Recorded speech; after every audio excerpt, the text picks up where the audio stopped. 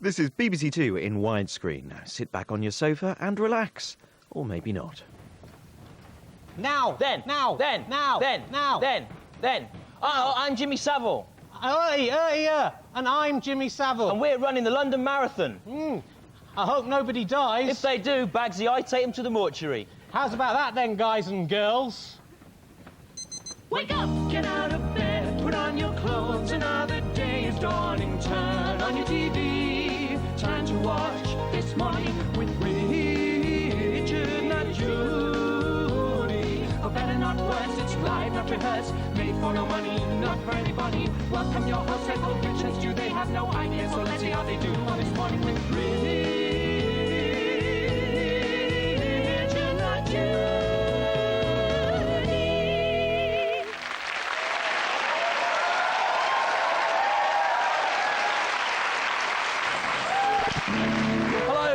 I'm Stewart Lee. And my name is Rio, and I dance upon the sand. Now, is your name Rio? Listen to the question, the words in it. Is your name Rio? It's Rio Chard Herring. Is it? No, it's Richard Herring. And where do you dance? On my own in Balham in my pants. Good. You always spoil everything I do. And in honour of the House of Lords' resistance to lowering the homosexual age of consent, this week on TMWRNJ is Gay Week. And coming up later in the show... At 12:25, we'll be meeting Vinnie Jones, the exception that proves the rule that everyone is at least partially gay. There isn't a gay bone in his body. And at 12:34, we'll be lowering the gay age of consent to 16, but only for 15 minutes, before raising it back to 18 again, and then seeing if society has collapsed into chaos and anarchy, or whether, in fact, it hasn't really made much difference at all, to be quite honest. At 12:42, Rupert Everett will be explaining why he is the ideal husband for Prince Edward. And at 12:50, we'll be meeting Britain's gayest shepherd. Let's have a look at him then. There he is there. Doesn't look particularly gay, For a Stu. shepherd, Rich, How do you yeah. quantify gayness? And please Rather welcome, odd. at the piano, Richard Thomas. Thank you very much. Hello. Rich, what happened to you? I've never been to a harvester before. Of course. Brilliant. TFI Friday is filmed next door to here. We see Chris Evans around, don't we? Sometimes. Yeah. I tell you, he is a monster. A monster. Rich saying it in a staccato fashion doesn't make it any more true. He's a monster, my friend. Rich saying it in a Mexican bandit accent doesn't make it any more true. What's he done, anyway? I'll tell you what he done, Stu. He had dug up the grave of John Lennon and was having a one-to-one with him. In what sense? Well, Stu, he was giving the corpse compliments, which were obviously just thinly veiled references to how good Chris Evans himself thinks he is. Oh, yeah. And then when he thought no one was looking, he weed on Lennon's corpse. Really? Yeah. What do you think of that? Predictable. What do you think?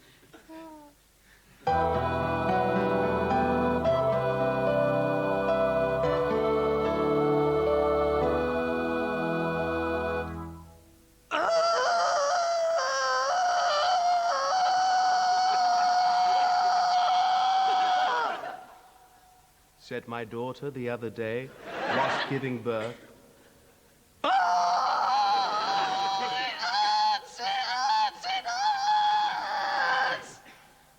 Ah, my poor fool, I said, for it is written that pain in childbirth is God's punishment to women for Eve's betrayal of God in Eden, and therefore you deserve every scintilla of agony you are experiencing, O whorish spawn of mine.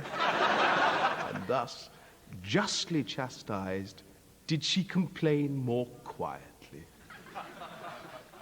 Tell me, Stu, what have you been up to this week? Well, this week I avoided queuing for up to 18 hours to see the Royal Academy's Monet exhibition by buying some water lilies, putting them in my bath, then getting really drunk, smearing wallpaper glue on my hands and squinting at the lilies through my paste-smeared fingers. Stu, I don't think that's really comparable to the way that Monet captured the inner life of the Da Vinci garden flowers with his innovative impressionistic use of colour and light, and by association does discovered what we might describe as a genuinely new way of seeing. I think we must have read each other's bits on the autocue there. Oh, yeah, we did, yeah.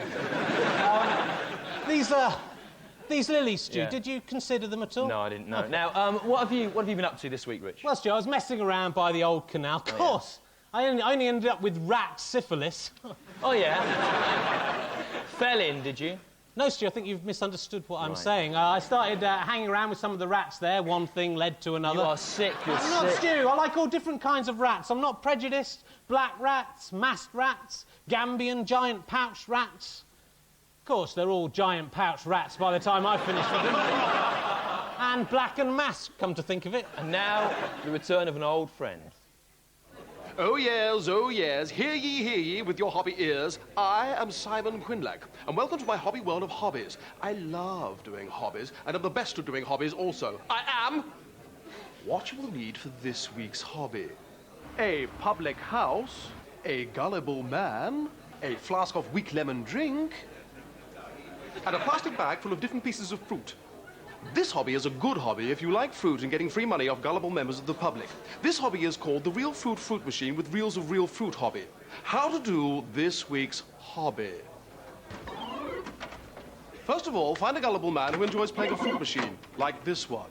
Hello, are you a gullible man? Answer me! No. Oh, I think you are. Why are you watching false fruit spinning on the reels when you could be looking at real fruit or my real fruit machine with reels of real fruit? Pardon? I think you heard me, Mr. Fruit. If you give me £1 and I give you 3 pieces of fruit the same, you could double your money. All right, I'll go for that. You can't even see the trick. Pull my arm. Do it!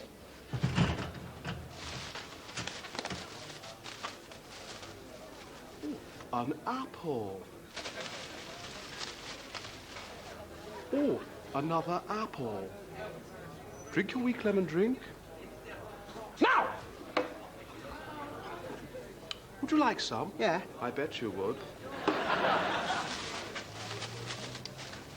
Oh dear, an orange. You lose and I win £1. Ha ha ha! You gullible man! There's about 20 quid's worth of fresh fruit in here. Great.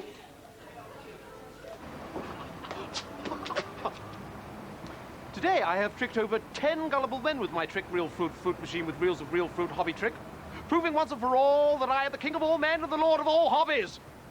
Bye.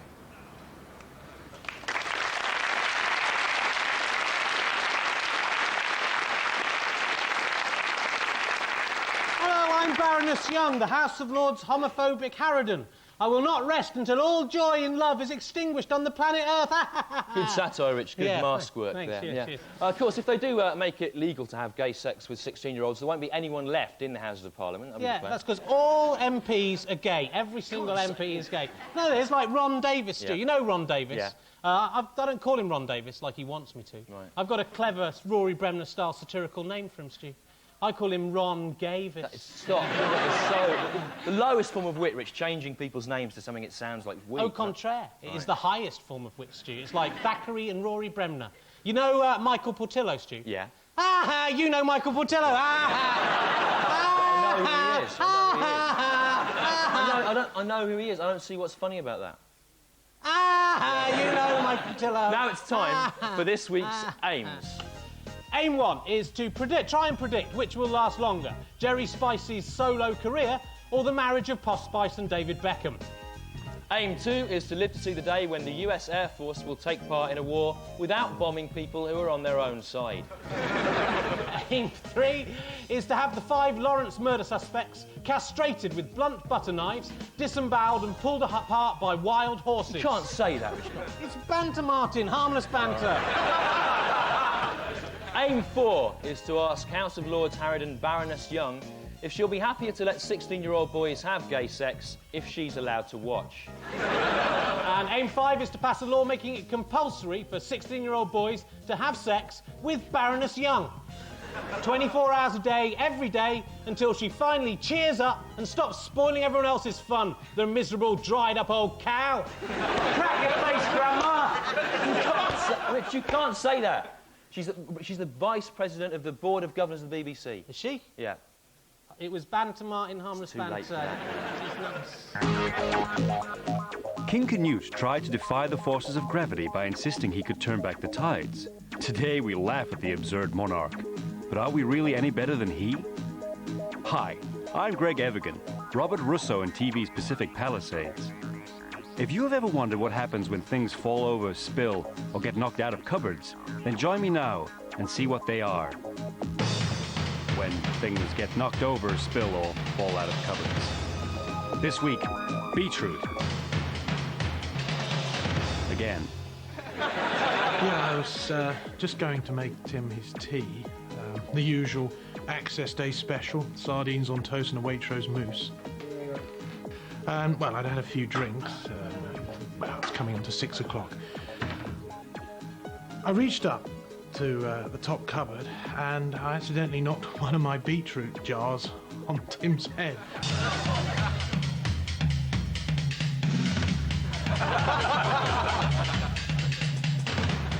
I mean, he's always getting in the way under my feet.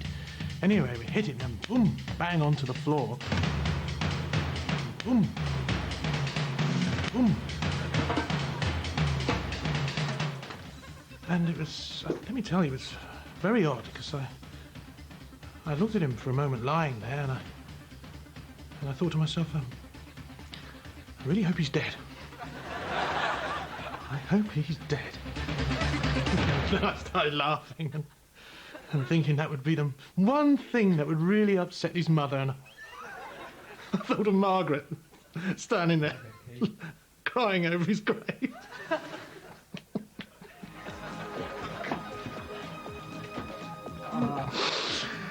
Anyway, Tim got up, sit down, he was fit as a pie. It was a very strange moment for me, really.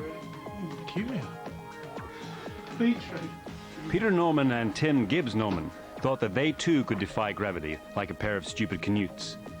But tiny Tim Gibbs Norman's beetroot-battered head bears mute witness to the unstoppable forces that are unleashed when some beetroot combines with the force of gravity and then becomes one of the things that get knocked over, spill, or fall out of cupboards. I'm Greg Evigan. Goodbye. I made this.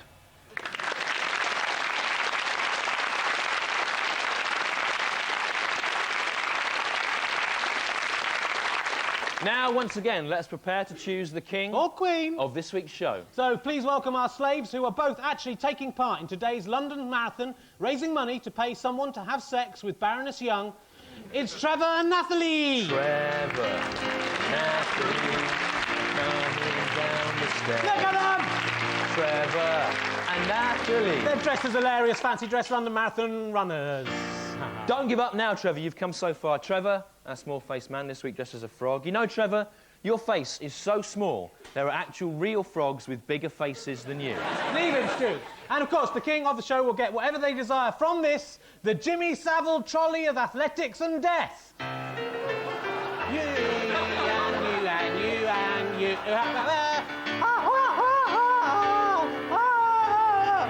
And the trolley today loaded with products that are essential for marathon athletes. Look, Stu, one of those trendy new isotronic drinks, Stu. Oh, very brackish. No, Stu. Rich. This is the isotonic drink. What? Oh, it's still quite nice. Right. And, yeah, there we got the athlete's breakfast cereal of choice, Sustain, which is actually the only cereal made of pure Viagra. Rich, don't eat that. Viagra is a drug. It isn't, Stu. No British athlete would ever take drugs, Stu. And we'll be choosing the king or queen of the show after this. Ah! There are peas coming out of my winky! Mr. Grimsdale!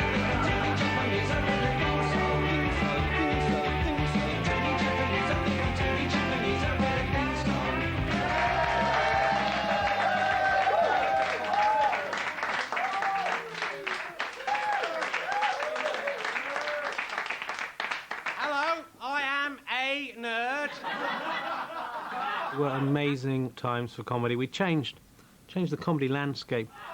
Algernon nerd. Yeah, a lot of people have done that nerd character after me. I'm thinking of Norm from the Twix adverts, played by the actor Kevin Eldon, but I was the first, I believe. I'm doing the shopping for my mum. I'm doing the shopping for my mum, of course, became a bit of a national catchphrase, bit of a cross for me to bear. Gang of youths attacked a boy in Leicester with learning difficulties. Quite a nasty scene, but it's not my fault. Don't blame the messenger. You know, I was trying to transfer comedy from the mother-in-law jokes of the 70s to people who were socially inadequate, you know, who, let's face it, were going to get bullied anyway. I wasn't doing any harm at all there. I like train spotting. I'm doing the shopping for my mum. Yeah, she's packed me some meat paste sandwiches and some Monster Munch. Pickled onion, my favourite. I did have to kill him off in the end. It just got too much, old Algernon. Just got boring, you know, I have to move on. I'm doing the shopping for my mum. That's it. I'm doing a new character now. Archibald Naffman. A Naffman. He likes the internet, you know, space stuff. It's more 90s, yeah. Mum, have you taped Star Trek for me? That's what he says. You see, you can see how I've moved on. Amazing times.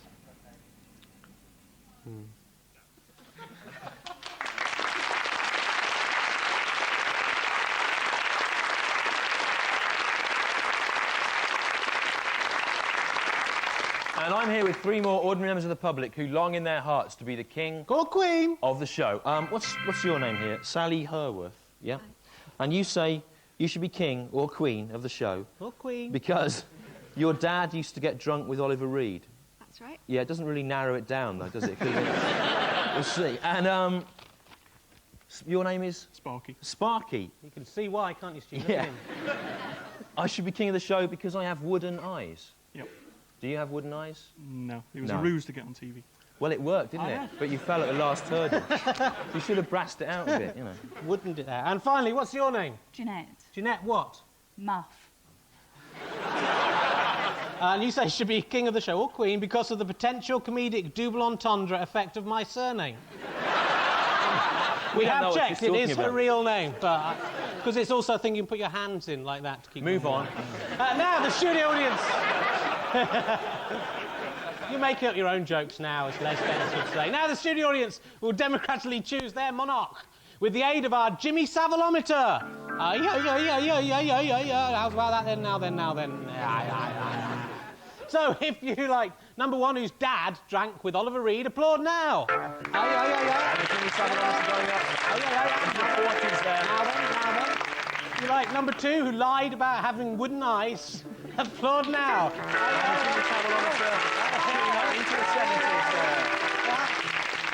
And if you like good number 3, who you obviously will win, Jeanette Muff, applaud now. Crown the king.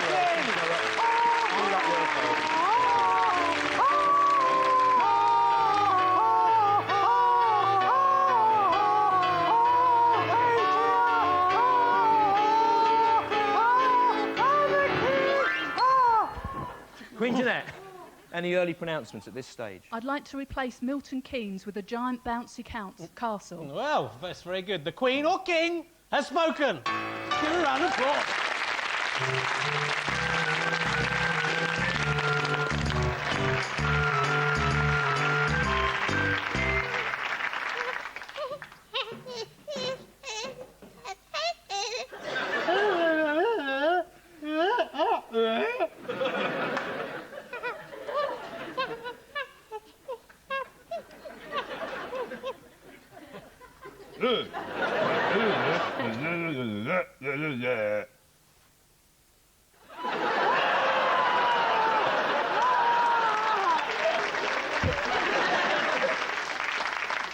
Lazy comedy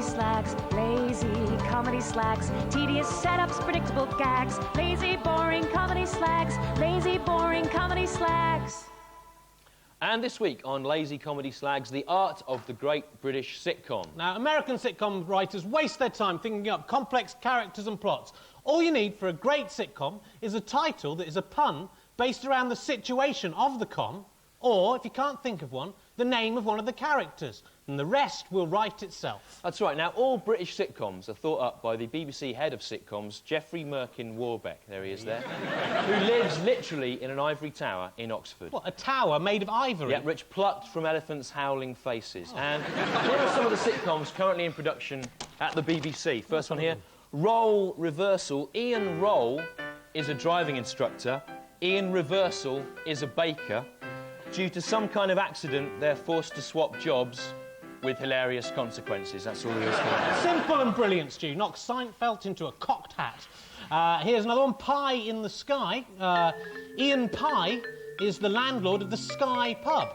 In an attempt to attract custom, each week he buys a different giant pie, which goes rotten and ironically scares the public away, with hilarious consequences.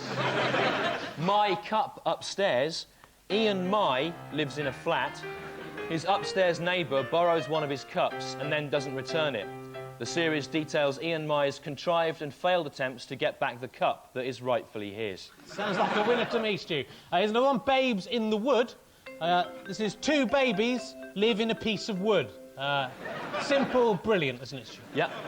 Ian Chalk. This is called Chalk and Cheese. Ian Chalk and Ian Cheese are 2 men. They are very different. As different, literally, as chalk and cheese. Consequently, they don't really get on, but occasionally they do something which makes them realise they're more similar than they initially thought, and then Ian Cheese falls into a stream to break the seriousness of the moment. Very good. Finally, for the moment, Bent Coppers. Ian and Ian Bent are brothers, and they're both policemen. One is corrupt, and one is gay. Both of them are afflicted by curvature of the spine. And they're made of copper. They're robots in the future. And we're bringing you more of these sitcoms from the discard pile throughout the show.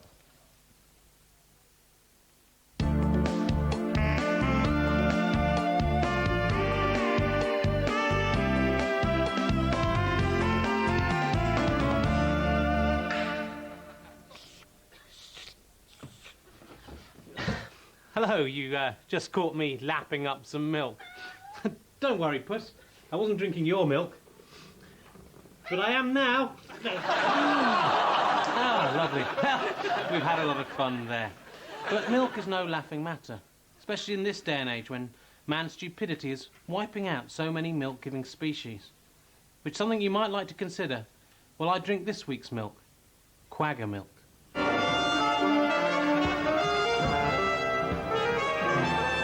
When a white European huntsman killed the last quagga in 1884, he probably didn't even stop to consider that he was depriving future generations of quagga milk. Mixing horse and zebra milk together may give us some idea, but fortunately a few rare bottles of quagga milk have survived. And at £13,000 a bottle, only me and Johnny Depp can afford to drink it. Let's give it a go. It's an unusual texture. And the taste? Oh, God, that's disgusting. Oh, quagga milk is, horrible. And the Victorians were right to kill them all for that reason alone. 0 out of 10 quagga. There'll always be milk. Unfortunately, in this case. Ugh.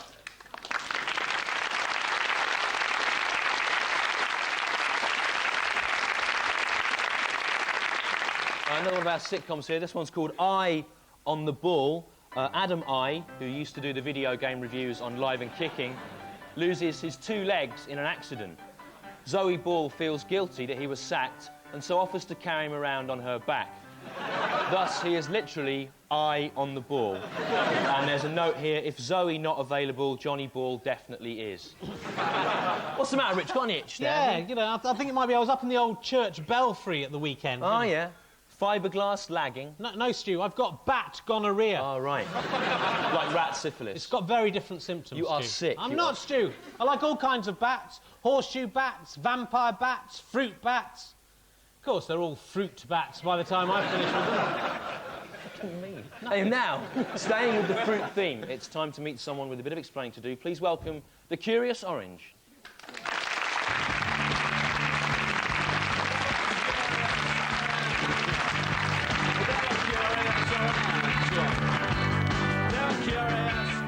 Hello, Mr. Rich. Hello, Mr. Stew. I'm Curious Orange. What are you curious about this week, I wonder? Well, Mr. Rich... Hey, I'm curious about something, right? What happened to the little boy? At the end of last week's show, there was a little boy, you attacked him. What happened? I ate his liver with fava beans and a nice Chianti. Look, we have got few enough viewers as it is, the Curious Orange, without you killing them. You know. I'm sorry. I promise I won't do it again. Well, all right, we're all allowed one mistake, I think. Killing a child? Stu, have some forgiveness. Be more like Jesus and me. What are you curious about this week? I'm very curious about this little conundrum. What became of your beaver, Mr. Rich? What? The beaver you drank milk from last week. What became of it? They killed it. You still wake up sometimes, don't you? Wake up in the dark and hear the screaming of the beavers. Yes. And you think if you can satisfy my curiosity, you can make them stop, don't you? If my curiosity is sated, you won't wake up in the dark to the awful screaming of the beavers. I don't know. I don't know. Thank you, Mr. Rich. And is your curiosity satisfied now, the Curious Orange? You will never satisfy me, Mr. Stew. Never. Not until you are dead in your grave. And one day you shall all see my power. Oh, yeah. Yeah. And how are you going to get out of that mask? Oh, I'll think of something. Can I borrow a pen, please, for a minute? Yeah, sure, they are. Ladies and gentlemen, the Curious Orange.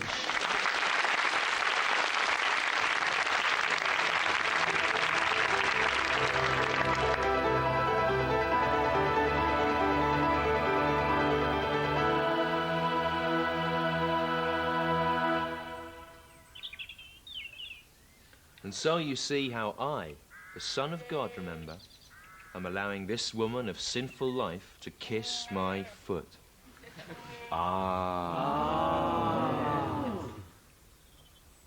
Not going Matthew. What ails you? I can't understand this, Lord. I have tried hard. Don't laugh, Judy. It's obvious what he meant. If you truly are a prophet, then why are you allowing this sinful woman to touch you? Go on, Nicky. Hey, what? Why are you allowing this sinful woman to touch you? Ah, Matthew, my poor fool. Do you not see? What? Don't you understand, Matthew? I did. It's easy peasy pudding and pie. Shut up. Matthew, the great love that this woman has shown shows that she has been forgiven much, whereas he who has been forgiven little may show only a little love. No, not. It isn't, because I haven't committed any sins, and yet you're ignoring me and just paying all attention to her. Matthew, when I came round to your house, you did not give me water for my foot. No, it isn't. I didn't know you wanted water for your foot. Did. If you'd wanted foot water, you should have asked for it. You know, I'm not telepathic, am I, Jesus? You know, it's not the first thing that springs to mind. I better get him some foot water. You know, I just didn't think of that. Matthew, unlike you, this woman of sinful life has bathed my foot with her very tears. Well, you know, she's probably one of those people who can cry at will, isn't she? I'm not. I never cry at anything normally. Well, maybe it's her time of the month. She's all emotional. Sexist, isn't it, Jesus? What Matthew just said. Yes, Peter, it is. It's sexist. Good, yeah. Matthew, unlike you, this woman of sinful life washed my foot with her tears and dried it with her very hair. No, not her. It's easy for her to dry your foot with her hair. She's got really long hair, hasn't she? I've only got short hair, look. Not my fault. Well, I'd have to get down on the floor and sort of roll up and down your foot like that, like some kind of human head-sized shoe polish rag. No, not her. I am not a tea towel. I am. I'm a hair tea towel, look. Stop doing that to Jesus. I just think it's a bit convenient, isn't it? You suddenly come up with this, that who has sinned much is forgiven a lot. Just as it happens, a woman comes along bathing your feet with her hair, that's all. It isn't. It is. Now, answer my question, the point I'm addressing. Consider this piece of naan. Not this again. Look, like screw the it. Screw up the bread. That's it. I've had enough of this. I'm off.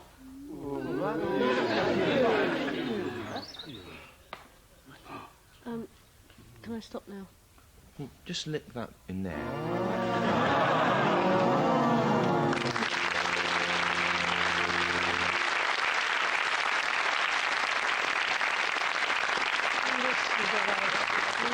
Some new sitcoms again in development at the BBC. This one's called Fruit and Nut. Ian Fruit, a flamboyant elderly raconteur, shares a flat with Ian Nutt, a dangerous schizophrenic who has escaped from Broadmoor. Ian Fruit can only eat nuts, Ian Nut can only eat fruit, but they're both allergic to fruit and nut chocolate. As Ian Nut is mad, he always secretly puts fruit and nut chocolate in everything they eat, with fatal consequences. Another one, honey, I swallowed some semen. Oh, yeah. Rick Moranis plays a hapless professor who accidentally turns himself into a killer whale. Oh, right. Each week he attacks a ship and eats some sailors. And then he gets off the bus.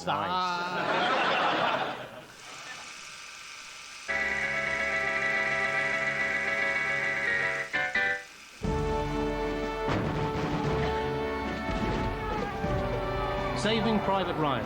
Current plot.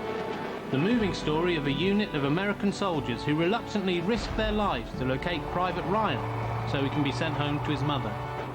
Many of them lay down their lives, but Ryan is safe. Finally, an elderly Private Ryan goes with his wife, children and grandchildren to kneel and pay tribute at Tom Hanks's grave. With tears flooding down his cheeks, he turns to his wife and says, Have I lived a good life?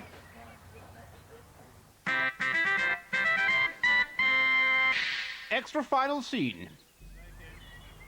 Have I been a good man? Well, no, Jack. To be honest, you ain't. You've grown up from a stupid, chubby, empty-headed young boy into a fat, dull, old man in a blue zip-up coat. Name one thing you've ever achieved in your so-called life. Just one. See, there ain't nothing, Jack. I kind of wish that Tom Hanks character had been saved. He at least looked like he was going to do something worthwhile. You never even got round to putting those shelves up in the garage. Oh, and the kids ain't yours. I had an affair with a German prisoner of war. Oh. And mighty fine he was too, my friend. So, all your brothers is dead. Your genes ain't been passed on. And all your little friends were killed trying to save you. No. And by the way, Jack, I think Hitler was right.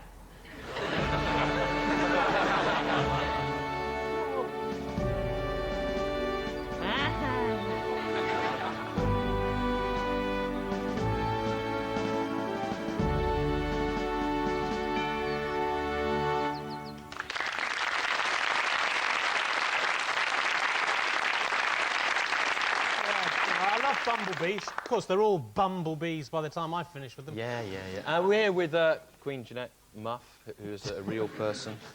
Jeanette, suppose you're commissioning sitcoms. What do you reckon to this idea? This is called Menopause. It's about cats who can talk going through the change of life. Possible Eddie Izzard vehicle, we thought. Anyway, what's up next? If you want to be king of the show next week, send in a sitcom idea and not more than 50 words. And if you get the best one, you'll be the king of the show next week. I wonder who'll win. I don't know. Of course, our next guest, who is a man, does know. It's 16th century doctor and mystic Nostradamus on his horse, David Collins.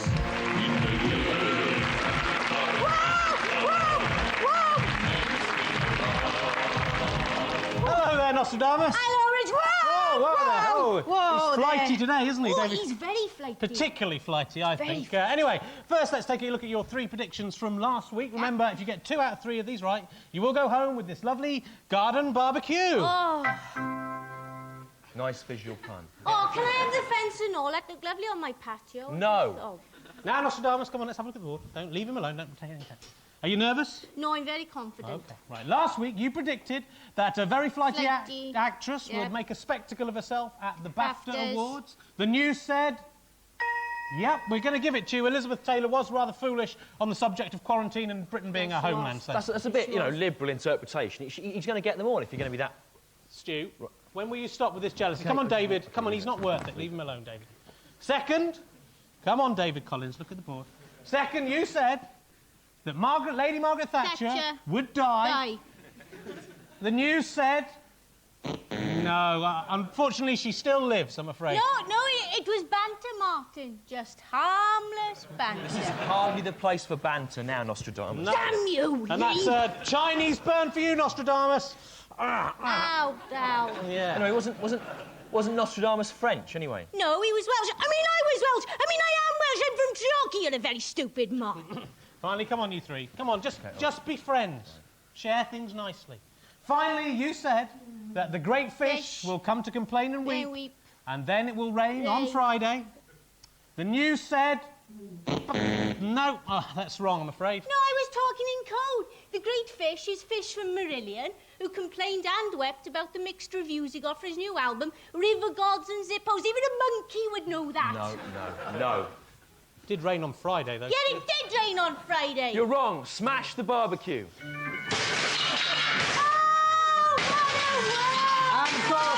Another Chinese burn for you, Nostradamus, and a nasty love bite. No, it's smart, but I like it.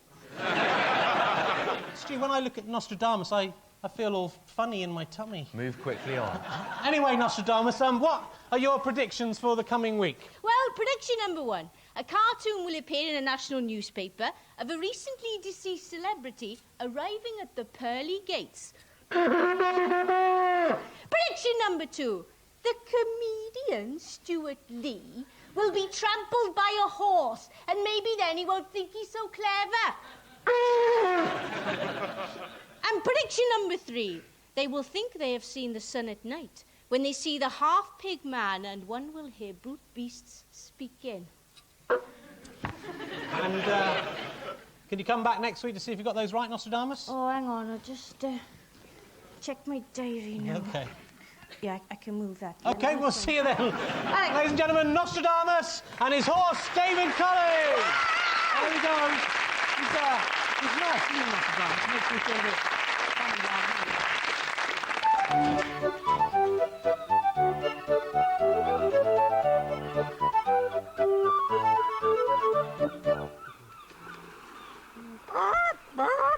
Avast, shipmates! Prepared to bring aboard the Bounty!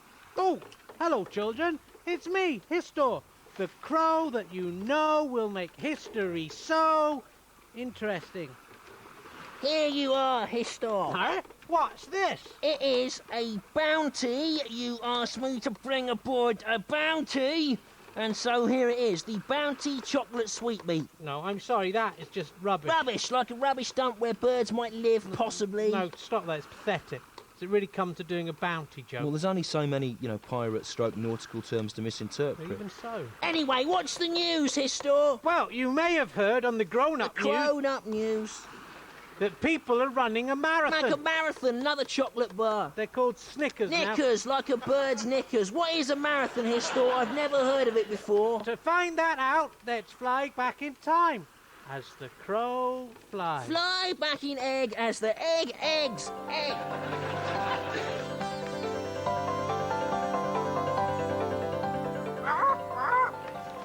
What place is this, Histor? This is ancient Greece. A hen's Greece. And look, Pliny, we are about to see the first man who ever ran a marathon. Aha, you must be referring to the messenger who ran from Marathon to Athens in 490 BC to warn of the imminent naval attack on the city. No, Pliny, don't be stupid. I am referring to him. Hister, yes, it's me, Bernie Clifton. I am him. And this is my ostrich. Aha, ostrich, like a bird, the ostrich. Yes, here running the first ever marathon for the disadvantaged. Disadvantaged?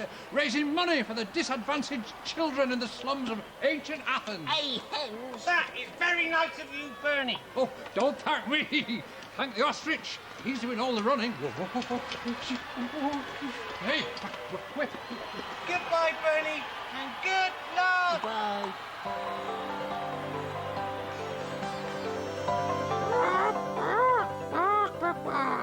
And every year since then, Bernie Clifton has run the nominal distance of just over 26 miles in order to help those less fortunate than him.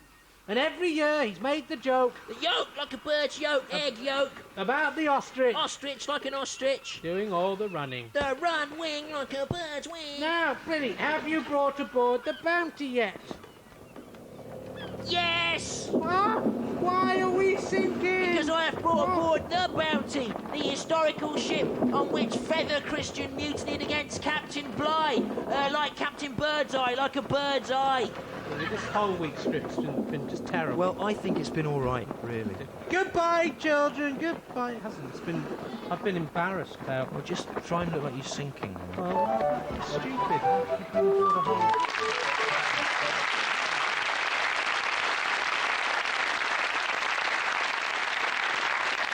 will you stop doing that, right? Trying to look like Robbie Williams won't make Andrea Corr fancy you, do you understand? I'm not trying to do that, Stu. You are nowhere near as cool as him, right? Robbie Williams, he's got tattoos and everything. Apparently, yeah, he's got a tattoo, Robbie Williams. Apparently, it symbolises his life story. It's a long black line that starts at the base of his neck, then erratically gets fatter and thinner until finally it disappears up his bum. Lay off him, Stu. It's good what he's done, that tattoo. I think it's irresponsible. What if one of his impressionable fans tries to get a tattoo to copy him? No one's going to do that, Stu. Let's see it, then. All right, then. I didn't get a tattoo to copy him, Stu. I just wanted one. I thought it'd be good. What is that supposed to be? That, Stu, it's Robbie Williams. There, Well, look. you're saying you don't idolise Robbie Williams, right? But you've had a tattoo done like Robbie Williams did. Yeah. And it's a tattoo of Robbie Williams. Yeah. And over the top it says, I idolise Robbie Williams and want to be exactly like him. That isn't idolising him, Stu. Look, Stu, he's singing. Oh, millennia.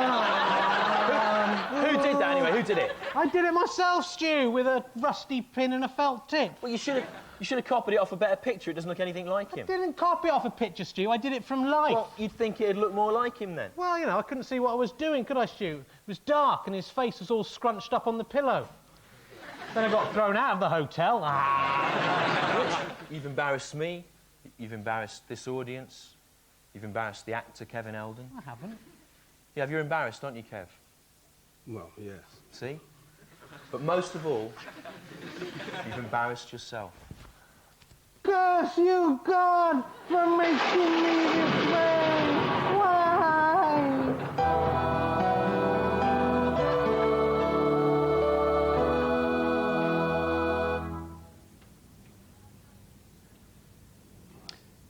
Shall a horse that has followed the word of God be admitted to heaven? Yes. Gladly. And shall a zebra, or zebra if you will, that has acted likewise also find succor? Of course. But a quagga shall never enter. Do not question the ways of the Lord. All right? What's the matter, Richie? You itchy? Yeah, I think it must be a problem. I was messing about by the estuary, you know. Oh, yeah? Fell in, did you? No, Stu, I've got eel non-specific urethritis. Yeah. It's worse than that, Stu. I also got blue whale herpes. Yeah. Didn't you use protection, Rich? I used the eel as protection, Stu. Did it have a kite mark? They've all got kite marks by the time I'm finished with them, Stu. Doesn't make any sense. They laughed at it, Stu. That's all that counts. All right, you are sick. I'm not, Stu. I like all whales. Killer whales, narwhals. Sperm whales, is it? They're all sperm whales by the time I'm finished with them. Is that what it is? Oh, ha! No, it isn't. It's humpback whales. Oh, they're all humpback. Damn. Yeah, that's all for this week. Remember, you can write to us at this address here if you want. And there's the email addresses coming up and also the website address there with old... You can access that for behind-the-scenes information. Behind-the-scenes thing, yeah. So just look at another sitcom coming up here. Guys! Terrible news! What? It's the orange. He's escaped again. How is that possible? He picked the lock with a pen. And he's attacked the guard and he's barely alive. Look! Oh, my God. Get that man to a hospital. He must be saved. Goodbye. Bye.